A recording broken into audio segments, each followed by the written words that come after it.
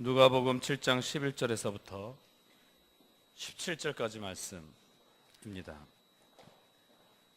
신약성경 101면입니다.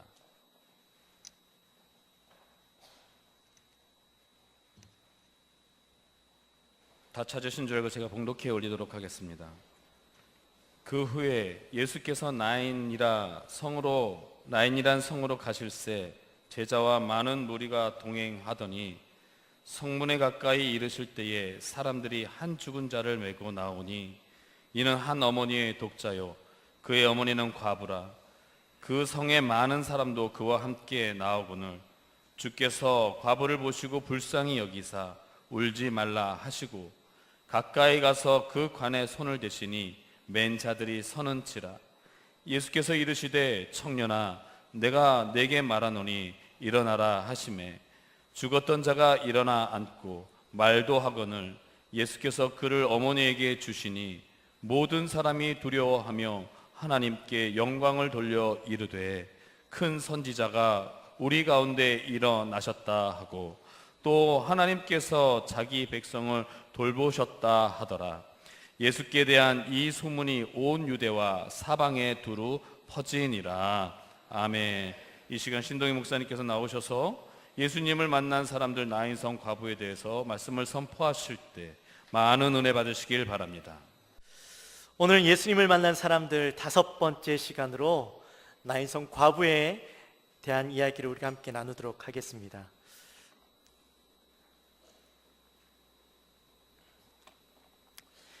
여러분 인생에 있어서 어렵고 힘들 때가 많이 있으셨을 겁니다. 어떤 분들은 지금 그 가장 힘든 고난의 시간들을 보내고 계시는 분들이 있으실 거고요. 또 어떤 분들은 그 고난의 시간들을 지나고 이제 조금 여유를 찾고 안정을 찾고 계신 분들도 계실 겁니다. 그렇다면 여러분의 인생에 있어서 가장 슬플 때는 언제였습니까? 가장 힘들고 어려울 때는 언제였습니까? 누가 저에게 제 인생에 있어서 가장 힘들고 어려울 때가 언제였느냐라고 물으신다면 저는 제 첫 아이를 잃었을 때입니다 라고 그렇게 고백할 겁니다. 결혼하고 7개월 만에 첫 아이가 생겼었습니다. 그때가 크리스마스 때였는데 결혼하고 처음 맞는 크리스마스에 크리스마스 기념으로 임신 테스트를 했습니다. 임신이라는 테스트 결과를 얻었는데 와이프는 믿지 못하더라고요.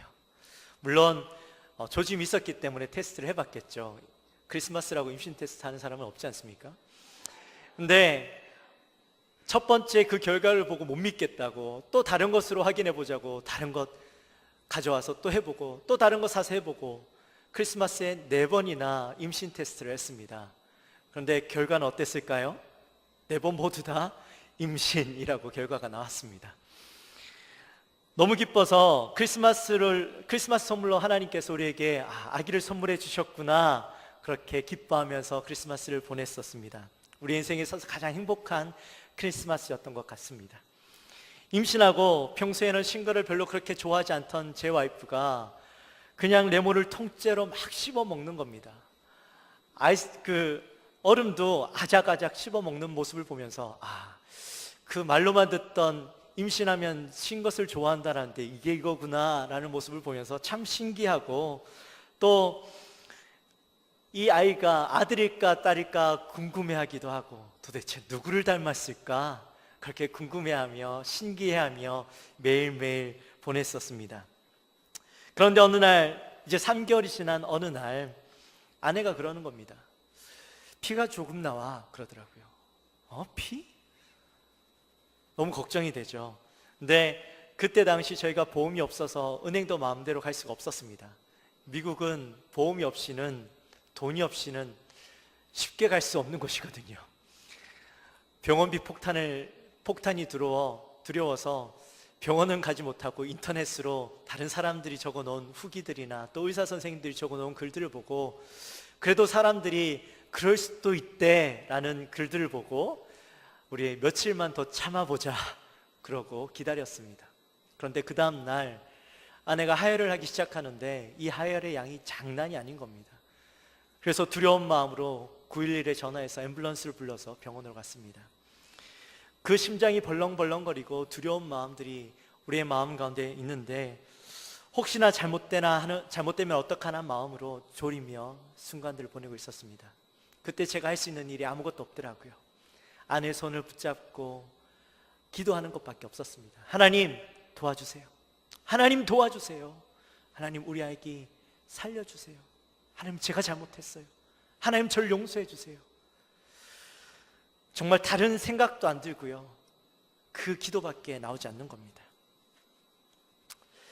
그렇게 해서 병원을 갔더니 아니나 다를까 유산이 되었다라는 소식을 듣게 되었습니다. 정말 하늘이 무너지는 것 같았습니다.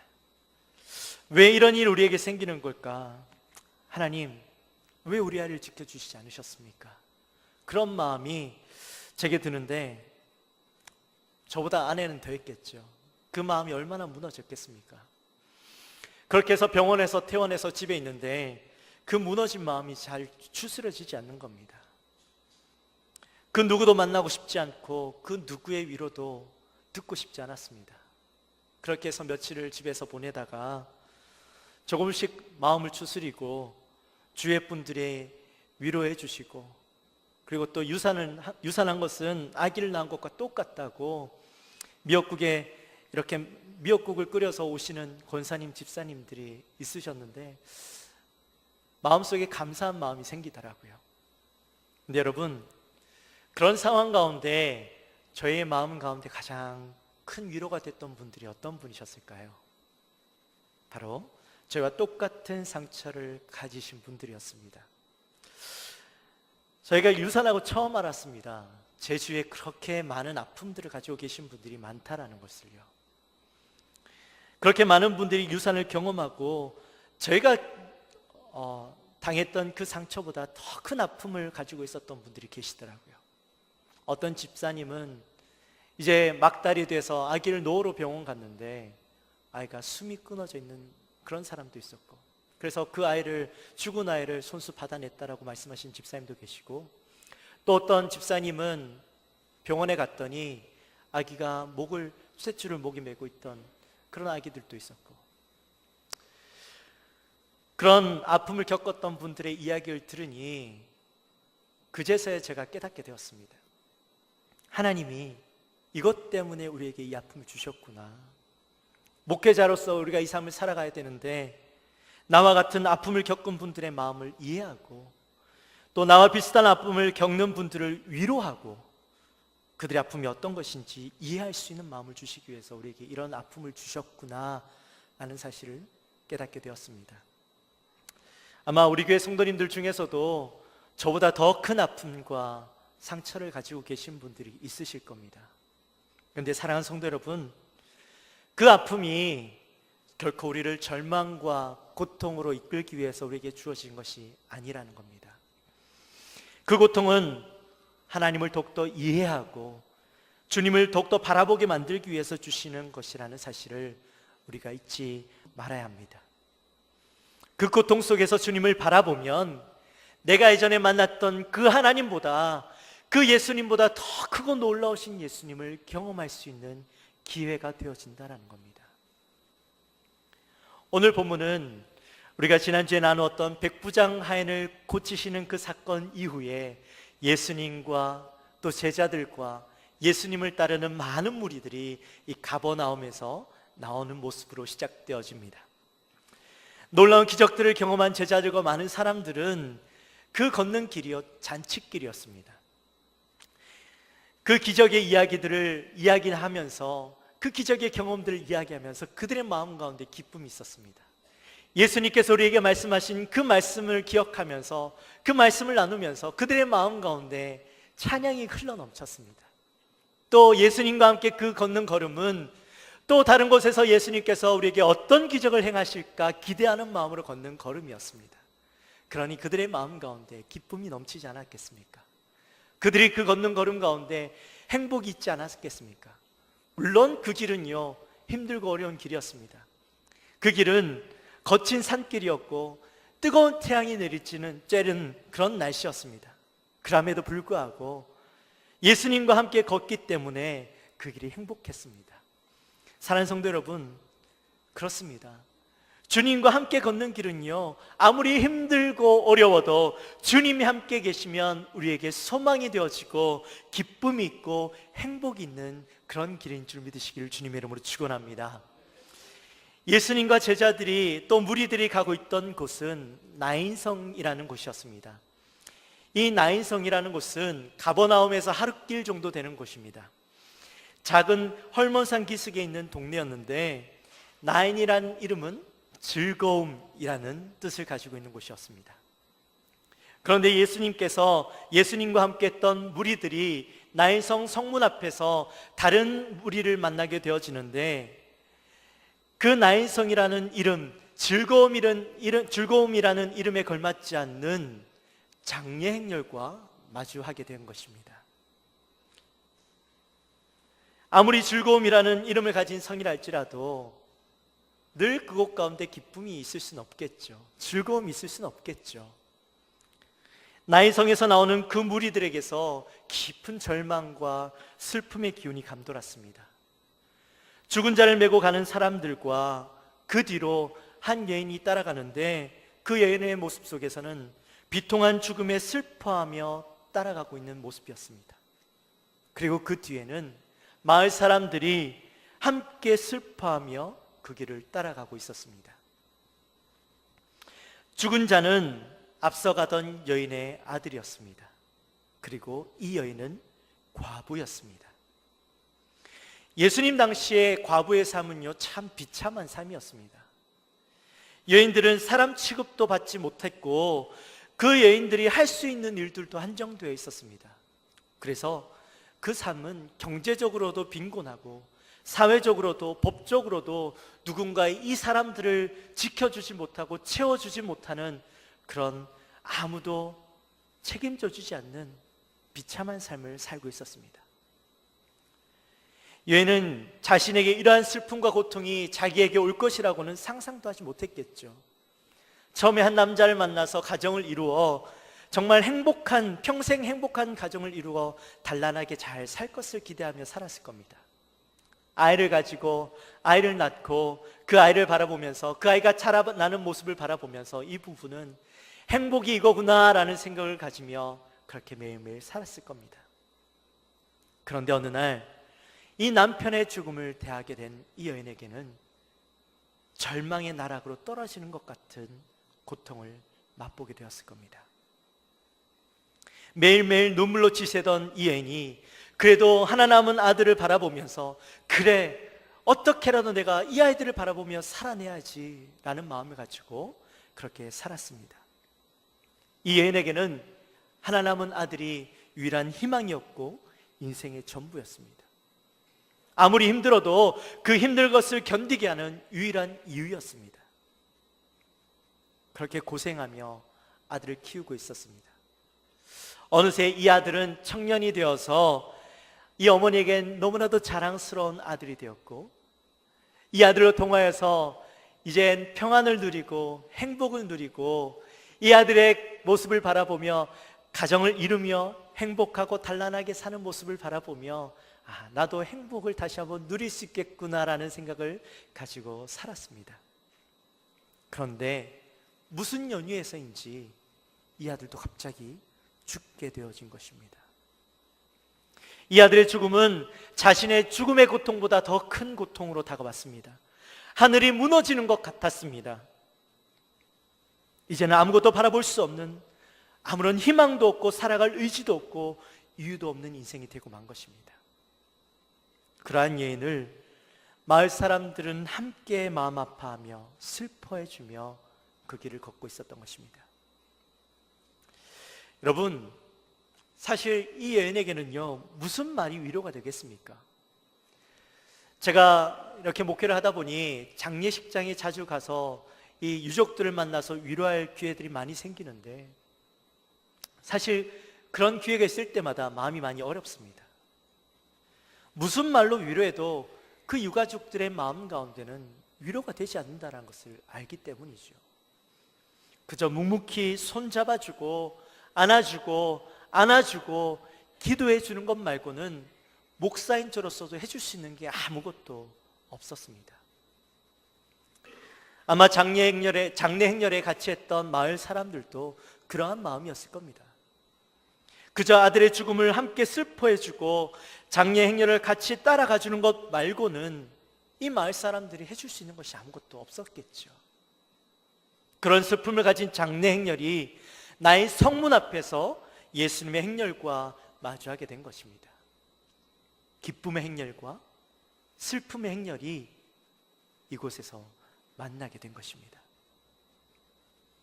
여러분, 이 슬픔의 행렬과 기쁨의 행렬이 만난 그곳에서 예수님은 어떻게 하셨을까요? 예수님은 기뻐하는 자들과 함께 기뻐하시는 분이시기도 하지만 또 슬픔과 고통 중에 있는 자들을 외면하지 않는 분이십니다. 낫기 위해서 찾아오는 자들을 거절하지 않으셨고, 고통 중에 있는 자들을 위로해 주셨고, 심지어 예수님을 찾지 않고 예수님을 알지 못하는 자들에게 먼저 다가가셔서 그들의 아픔을 어루만져 주시고 싸매어 주시고 치료해 주셨던 분이 바로 예수님이셨습니다. 베데스다 연못가에서 38년 된 병자를 먼저 다가가셔서 고치셨고, 귀신 들린 자, 눈먼 자에게 찾아가 고치셨던 분, 99마리의 양보다 잃어버린 한 마리의 양을 찾기 위해서 떠나는 목자의 마음처럼 슬픔 중에, 고통 중에 있는 영혼을 예수님은 직접 찾아가셔서 위로해 주셨던 것입니다. 이것이 바로 예수님의 마음이죠. 예수님이 이 땅에 오신 목적도 사실 그 이유입니다. 영혼이 죽을 수밖에 없었던 우리를 위로하시고 구원하시기 위해서 이 땅에 오셨습니다. 우리의 죄의 대가를 치르게 하실 수도 있으셨지만, 그러나 우리를 너무나도 사랑하셨기 때문에 우리가 그 고통 가운데 죄악으로 인하여서 고통받는 것들을 그냥 보실 수 없으셔서 우리를 대신해서 이곳에 오셔서 십자가의 고난을 대신 져 주신 것이지요. 예수님은 그런 긍휼의 마음을 가지신 분이십니다. 예수님은 그 긍휼의 마음으로 지금 이 시간 예수님은 그 여인을 바라보고 계셨습니다. 그리고 그 여인에게 다가가셔서 이렇게 말씀하십니다. 울지 말라. 사랑하는 성도 여러분, 예수님은 왜 울지 말라고 말씀하셨을까요? 우리가 가만히 생각해 보면 사실 이 여인에게 울지 말라는 말은 그렇게 적합한 표현은 아닌 것 같습니다. 차라리 많이 힘들지, 내가 네 마음을 안다, 내 곁에 기대렴, 내가 안아줄게, 차라리 그 말씀을 말씀하셨다면 이 여인에게 위로가 되었을 것입니다. 그런데 왜 울지 말라고 말씀하셨을까요? 여러분, 울지 말라라는 표현은 언제 쓰는 표현입니까? 울지 말라는 것은 굉장히 매정한 표현이죠. 이제 그 슬픔에서 벗어나라, 그런 말입니다. 더 이상 슬퍼하지 마, 그런 말입니다. 죽은 아들 앞에서 우는 어머니에게 적합한 표현은 아니겠죠.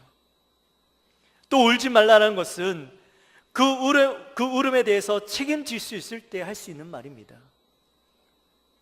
저와 여러분이 우는 사람들에게 가서 울지 말라고 이야기하지 못하는 이유가 뭡니까? 저와 여러분은 그 울음을 책임져 줄 수 없기 때문이죠.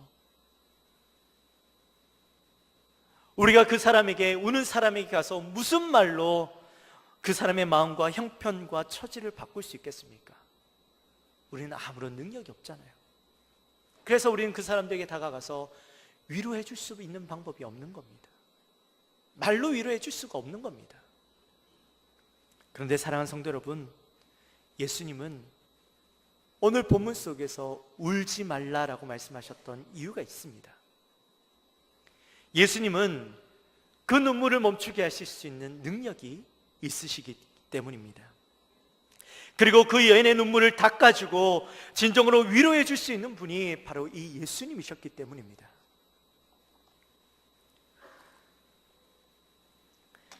지금 이 여인 앞에서 서 계시는 예수님은 이 여인이 이제는 눈물을 닦고 바로 자기를 위로하고 고치시고 함께 할 수 있는 예수님을 바라보기 원하셨던 것입니다.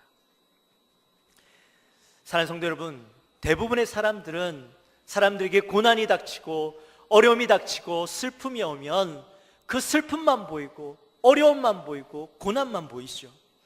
그래서 다른 것을 볼 수 있는 마음의 여유가 없습니다. 지금 내 옆에 누가 있는지 그것이 전혀 신경이 쓰이지 않습니다. 심지어 그 상황에 하나님이 계시고 예수님이 계신다 할지라도 우리의 마음이 그 예수님을 볼 수 있는 마음의 여유가 없어요. 그 고통과 어려움과 슬픔이 꼭 나 혼자 져야 되는 것처럼 느껴지고 나 혼자인 것만 같은 느낌이 들고, 그래서 그 고통을 나 혼자 지려고 하니 그 고통이 내게 너무나도 어렵게 무겁게 다가오는 겁니다. 결국에는 그 고통이 죽을 것 같은 아픔으로 내게 남아있죠.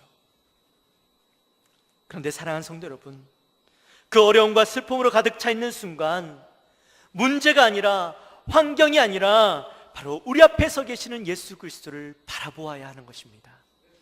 지금도 예수님은 마음이 상하고 고통 가운데 있고 지친 자들을 찾아오십니다. 그리고 가만히 울고 있는 그 사람의 어깨를 어루만지시며 가슴을 따뜻하게 안아주시고 울지 말라라고 말씀하고 계십니다. 그 눈물과 슬픔을 해결해 주실 수 있는 그 예수님이 있는데 우리는 그 예수님을 바라보아야 되지 않겠습니까? 여러분, 그 예수님을 바라보게 되시기를 주님의 이름으로 축원합니다. 그리고 예수님은 여인을 위로하시며 죽은 아들이 있는 관으로 다가가십니다. 그리고 예수님은 그 관에 손을 대십니다. 죽은 자에게 손을 댄다는 것은 스스로 부정하게 만드는 일이었습니다. 우리가 지난번에 나누었던 나병 환자의 이야기 혹시 기억하십니까? 예수님께서 나병 환자에게 어떻게 하셨습니까? 손을 대셨죠. 그 손을 댈 때 어떤 일이 일어납니까? 그 나병 환자의 더러움과 추함과 죄악됨이 예수님에게로 넘어가고 예수님의 정결함이 그 나병 환자에게로 들어가지 않았습니까? 그리고 그 일로 인하여서 이 나병 환자는 깨끗하게 나음을 입게 되었죠. 역시나 예수님은 그 죽은 자에게 손을 대심으로 스스로 부정하게 되셨습니다. 이번에는 그 누가 요청하지도 않았는데 예수님께서 스스로 부정하게 되신 것입니다. 그리고 손을 대시면서 이렇게 말씀하십니다. 청년아, 내가 내게 말하노니 일어나라. 여러분, 참 신기하죠? 지금 예수님은 죽은 자를 향하여서 죽은 자야라고 말씀하시는 것이 아니라 청년아 라고 말씀하시는 겁니다. 꼭 그가 살아있었던 것처럼 예수님은 그 죽은 자를 대하시고 있는 거예요. 왜 그러셨을까요? 왜 예수님 죽은 자를 향하여서 청년아 라고 외치고 계셨던 것일까요? 그 이유는 이 죽은 자가 살아날 것을 예수님은 알고 계셨기 때문입니다. 여러분, 이때까지 우리가 만난 예수님은 질병을 깨끗게 하시고 더러운 것을 정결케 하시고 귀신을 쫓아내는 능력이 있으신 분이신 줄 우리가 보았습니다. 그런데 오늘 본문 사건에서는 이제는 더 놀라운 사건을 통해서 우리에게 보여주시는데, 죽은 자를 향하여서 손을 대시면서 그의 모든 더러움과 추함을 본인이 가져가시고 그뿐만 아니라 죽은 자를 살리시는 그 놀라운 능력을 보여주고 있는 것입니다. 사랑하는 성도 여러분, 성경에 보면 죽은 자가 다시 살아나는 사건이 총 7번이 있습니다. 먼저는 사르밧 과부의 아들이 죽었을 때에 엘리야가 그 아들의 몸에 3번이나 올라가서 하나님 앞에 간절히 부르짖고 살아나는 것을 경험합니다. 또 엘리사가 수넴 여인의 집에 있는 아들이 죽었을 때에 그 아들 위에 올라가서 하나님 앞에 기도합니다. 베드로와 바울도 죽은 자를 일으키는 일을 경험하는데, 그 엘리사와 엘리야와 바울과 베드로가 죽은 자를 일으킬 때에는 자신의 능력이 아니라 철저하게 하나님의 능력을 의지하여서 이 죽은 자를 일으킵니다. 간절히 기도하고 하나님께 부르짖었을 때에 이 죽은 자가 일어나는 것을 경험했습니다. 그런데 나머지 3번이 남았죠. 3번은 예수님께서 행하신 기적입니다. 죽은 자를 살리신 기적입니다. 그런데 오늘 본문에 보니까 예수님은 자신의 권위로 죽은 자에게 명령하고 있는 겁니다. 예수님에게 죽은 자를 살리실 수 있는 권위와 능력이 없다면 불가능한 일이겠죠. 즉 예수님에게는 죽은 자를 살릴 수 있는 능력, 권위, 힘이 있다라는 것을 우리에게 보여주고 계시는 겁니다. 죽은 자와 산 자의 하나님이 되신다라는 사실을 우리에게 보여주고 있는 것입니다. 그 아들은 예수님의 그 말씀이 떨어지자마자 벌떡 일어나서 대화를 나누기 시작합니다. 예수님의 권위와 능력이 세상 가운데 선포되어지고 있는 모습이죠. 절망의 순간이, 슬픔과 고통의 순간이 예수님을 만남으로 인하여서 회복과 그 능력을 경험하는 순간으로 바뀌게 되어진 것입니다. 이 사건을 경험했던 모든 사람들이 충격에 빠졌습니다. 가버나움에서부터 함께했던 사람들도, 장래 행렬을 따라 나왔던 사람들도, 그들이 이때까지 경험해보지 못했고 생각해보지도 못했던 그 놀라운 역사들이 그들 앞에 나타나는데, 그들은요 진짜 메시아를 보았다라고 생각한 겁니다. 이 놀라운 경험을 했던 사람들이 예수님을 향해서 뭐라고 이야기합니까? 큰 선지자가 우리 가운데 일어났다라고 고백합니다. 여러분, 이 사람들이 왜 큰 선지자라고 고백했을까요? 그 이유는 900년 전에 나인성과 가까운 곳에 있던 수넴이라는 곳에서 일어났던 그 엘리사의 기적을 이 사람들이 그동안은 말로만 들었었는데 그것을 눈으로 목도했다고 생각했던 겁니다.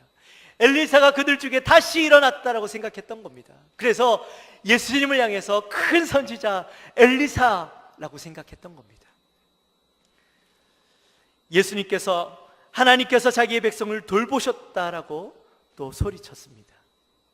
슬픔과 절망 속에 있던 여인이 다시 소망을 가지게 되었기 때문이죠. 죽었던 아들이 다시 한번 살아났으니 이 무엇과도 비교할 수 없는 기쁨이 이 여인에게 있었을 것입니다. 그러나 이 여인은요, 아들의 살아난 사건을 통해서 기쁨도 있었지만 깨달음이 있었습니다.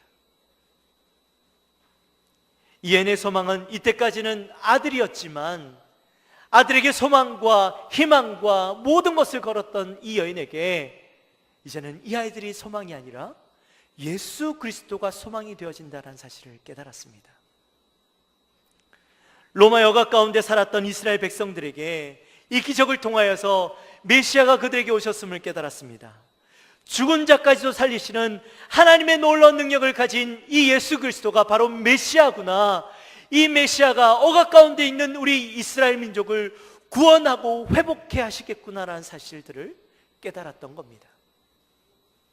사랑하는 성도 여러분, 오늘 우리가 만난 이 나인성 과부의 이야기는 슬픔과 절망 가운데 있는 여인이 예수님을 만나주시고, 예수님께서 이 여인을 만나주시고, 또 누구도 위로할 수 없는 그 상황 가운데에서 위로하시며 완전한 회복을 허락하신 모습을 우리가 함께 보았습니다. 저와 여러분도 그러한 예수님을 만나게 되시기를 주님의 이름으로 축원합니다. 절망 가운데 있으십니까? 회복이 되지 않는 마음을 가지고 계십니까? 고통 가운데 계십니까? 혼자라고 느껴지고 과거의 아픔 가운데 거기서 벗어나지 못하고 계속적으로 그 아픔을 내 마음에 담고 있는 분들이 계십니까? 지금 이 시간에도 예수님은 우리의 슬픔을 아시고 아픔을 아십니다. 지금 우리와 함께 하시고, 그리고 우리를 향해서 우리의 눈물을 닦으시며 위로해 주시고 계십니다. 우리가 상황과 현실 속에서 그저 그 현실만 보게 되고 아픔만 보게 되어지는 그 상황 가운데 있다면, 이 시간 우리의 눈물을 닦고 예수 그리스도를 바라보게 되시기를 주님의 이름으로 축원합니다. 지금 우리의 그 상황 가운데 우리와 함께 하시며 우리를 위로하시기 위해서 기다리고 계시는 그 주님을 보게 되시기를 주님의 이름으로 축원합니다. 그럴 때에 놀라운 회복이 우리의 삶 가운데 일어날 것입니다. 절망이 희망으로 바뀌어지고 눈물이 기쁨으로 바뀌어지는 그런 놀라운 역사를 경험하게 되실 것입니다. 그 은혜를 꼭 경험하는 저와 여러분이 되시기를 주님의 이름으로 축원합니다. 우리 시간 함께 찬양하기 원합니다. 우리 시간에 찬양할 때에 내 모든 시험 무거운 짐을 주 예수 앞에 아뢰면 근심에 쌓인 날 돌아보사 내 근심 모두 맡으시네. 우리에게 근심이 있습니다. 어려움이 있습니다. 아픔이 있습니다. 고통이 있습니다. 그곳 가운데서 내가 벗어나지 못하였지만 이제 눈물을 닦고 그 주님을 바라볼 때에 우리를 회복시키시고 우리를 위로하시고 우리를 도우시는 그 놀라운 주님을 바라보기 원합니다. 우리 그 마음으로 이 시간 함께 찬양하며 나갑시다.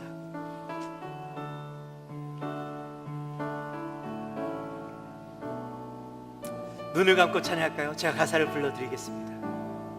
내 모든 시험 무거운 짐을 내 모든 시험 무거운 짐 주 예수 앞에 아뢰면 앞에 아뢰이면 근심에 쌓인 날 돌아보사 내 근심 모두 맡으시네. 모두 맡으시네. 무거운 짐을 나 홀로 지고 짐을 나 홀로 지고 견디다 못해 쓰러질 때 불쌍히 여겨 구원해 주리. 여겨 구원해 주 은혜의 주님 오직 예수 주님 오직 내 모든 시험 무거운 짐을 내 모든 시험 무거운 짐 주 예수 앞에 아뢰이면 근심에 쌓인 날 돌아보사 내 근심 모두 맡으시네. 맡으시네. 아멘. 무거운 짐을 나 홀로 지고 견디다 못해 쓰러질 때 불쌍히 여겨 구원해 주리. 은혜의 주님 무거운 짐을 나 홀로 지고 무거운 짐을 나 홀로 지고 견디다 못해 쓰러질 때 불쌍히 여겨 구원해 주리. 여겨 구원해 주 은혜의 주님 오직 예수 주님 오직 예수. 할렐루야. 주님은 우리의 위로자가 되십니다. 주님은 우리를 회복해 하시는 분이십니다. 우리의 마음 가운데 있는 어려움과 두려움과 고통과 슬픔들을 이 시간 주님 앞에 다 내어놓고 우리의 눈물을 닦고 주님을 바라볼 수 있게 되어주시기를 주님의 이름으로 축원합니다. 우리 시간 그 마음을 주님 앞에 내어놓습니다. 고백함으로 우리 함께 기도하며 나가겠습니다. 하나님 아버지 감사합니다. 이 시간 저희들을 사랑하여 주시고 하나님 오늘 또 귀한 말씀으로 저희들에게 은혜를 허락하여 주시니 감사합니다.